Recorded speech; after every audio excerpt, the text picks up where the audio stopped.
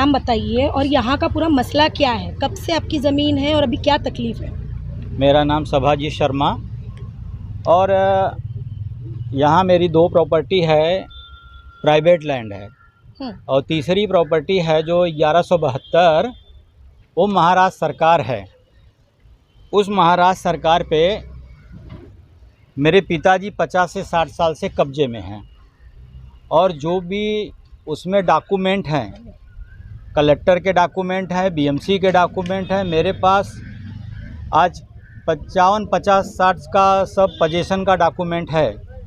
उसके बावजूद भी यहाँ का एक आदमी है, वो मुझसे कुछ पैसे की मांग किया और पैसे नहीं देने के कारण उन्होंने एक पीआईएल दाखिल कर दिया मेरे खिलाफ़। और मैंने उसके पहले भी मैंने उनको पैसा दिया, कुछ पैसा दिया। उनका हमेशा मुझे टार्चर करते थे कि इतना पैसा दो, इतना पैसा दो, और मैं उस पैसे को उतना पूरा कर नहीं सका। इसके लिए वो उन्होंने पैसे लेने के बावजूद भी, उसका नाम प्रभु चौहान है, प्रभु देवनदास चौहान है, इधर ही रहता है, और उन्होंने मेरे ऊपर एक पीआईएल दाखिल किया हाई कोर्ट में। हाई कोर्ट के अनुसार डिमोलिशन कर दिया गया है। आज भी हमारे पोजीशन में आप लोग देख सकते हैं 1172 पूरा प्लॉट मेरे ताबे में है।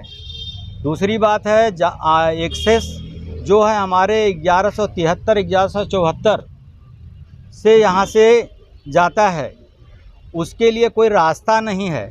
रास्ता यही है, जाने का एक रास्ता है, जिसमें से मेरा 2 रूम बचा है। वो रूम के अंदर 1173 नंबर जो प्राइवेट प्रॉपर्टी है, कुछ भाग उसमें 1172 आता है, जो कि कोर्ट के अनुसार अभी हमारा एडवांस पोजीशन चालू है। कोकन कमिश्नर में का सूट दाखिल है और एक सुप्रीम कोर्ट में भी मेरा मैटर है। उसके बावजूद भी मुझे तंग किया जा रहा है, रोज़ रोज़ तहसीलदार के यहाँ जा कर के, कलेक्टर के यहाँ जा कर के जो प्रभु चौहान है परेशान करता है और जो उसने धमकी देते रहता है।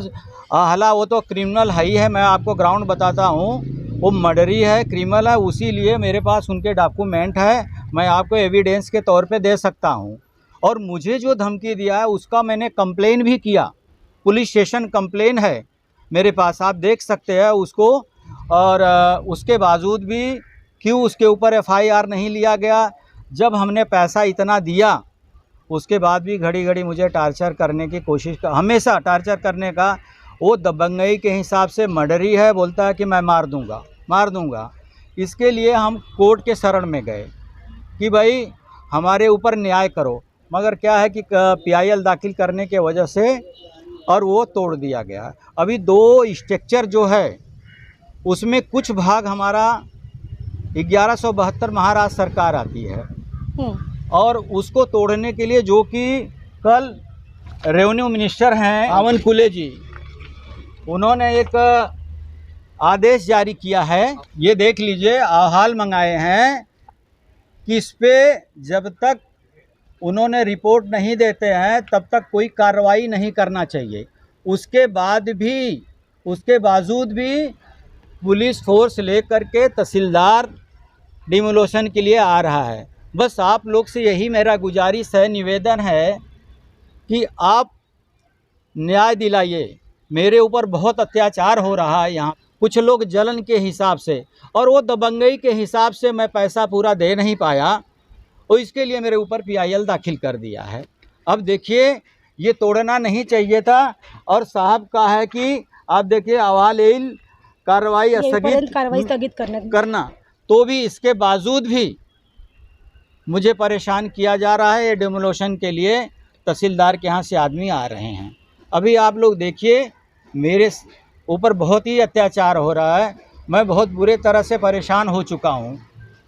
आप पुलिस में जब गए तो पुलिस ने आपकी एफआईआर नहीं लेने की क्या वजह बताई? उन्होंने, मैं उस समय मैं गया था, कंप्लेन किए थे, मैंने अर्जी दिया था एसीपी डीसीपी के पास कि देखो ये आदमी क्रिमिनल है, मेरे से पैसा मांगता है, इतना इतना पैसा, और इतना इतना हमने पैसा प्रभु चौहान को दे चुका हूँ। उसके बावजूद भी धमकी देता है, मार दूंगा।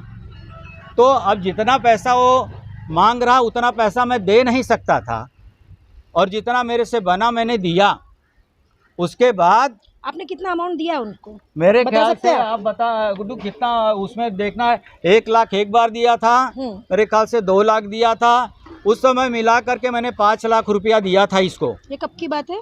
उस समय अभी डेट मैडम मुझे याद नहीं कितने है, साल पहले? नियर अबाउट हो गया होगा 2-2.5 साल हो गया होगा। अभी आपने पैसा देना बंद कर दिया हाँ तो ये परेशानी शुरू हाँ हो गई। पैसा देना जब मैंने बंद कर दिया, मुझे धमकी देने के लिए उसने PIL दाखिल किया।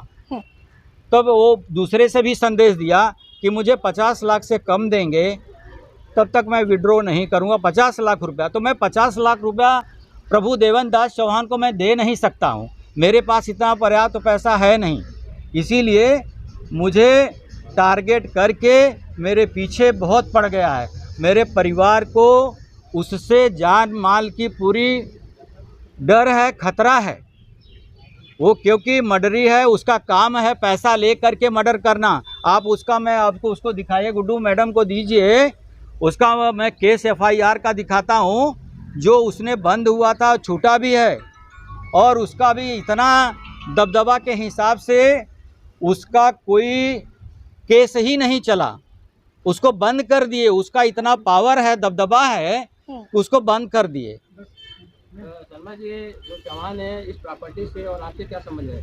चौहान पहले मेरे प्रॉपर्टी पे टेनेंट था, अभी भी है, मेरे प्रॉपर्टी पे टेनेंट है।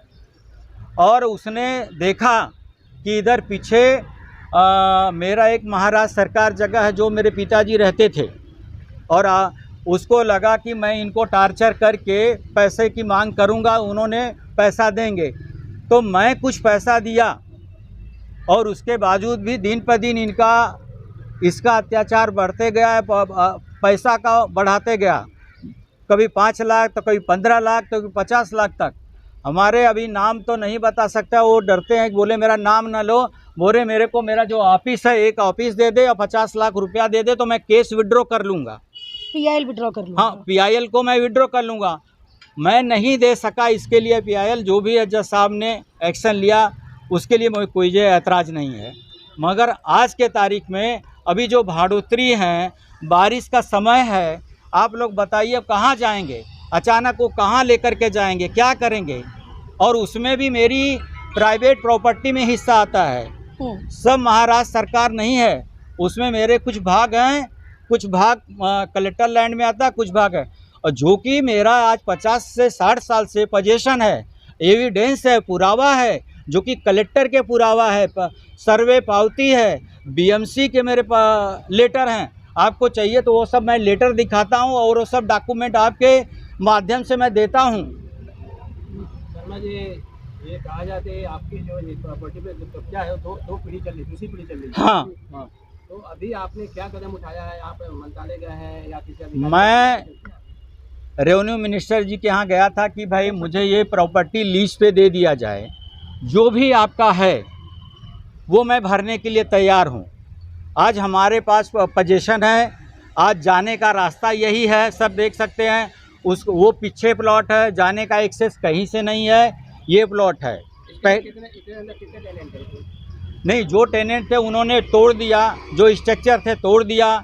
उसमें लीगल 2600 फुट का मेरे पास सेंसस नंबर है, RTI मारा हुआ है, कलेक्टर का सेंसस नंबर इशू होता है, मेरे घर पे बना नहीं है, सर्वे पावती है।